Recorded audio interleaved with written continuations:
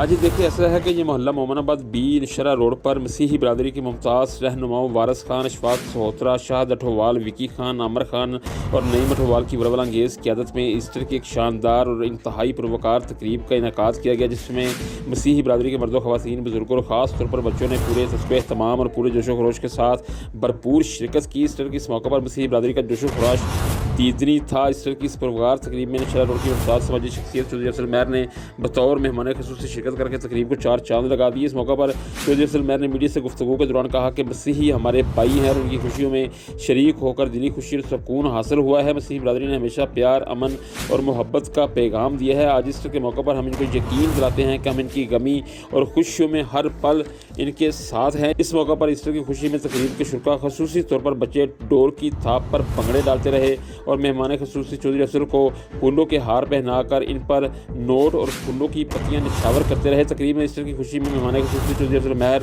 اور وارث خان، وکی خان، عامر خان، اشفاق سہوترا اور نعیم اٹھوال نے کیک بھی کاٹا، جبکہ تقریب کے مہمان خصوصی چودھری افضل مہر نے مسیحی برادری سے مختصر خطاب بھی کیا۔ اپنے خطاب کے دوران ان کا کہنا تھا سارے بھراواں نوں ساڈی طرفوں دل دیاں تھاں گہرائیاں تک بہت ہی مبارک۔ تقریب کے اختتام پر پادری سرفراز نے وطن عزیز کی خوشحالی، امن، سلامتی اور ترقی کے لیے خصوصی دعا بھی کروائی۔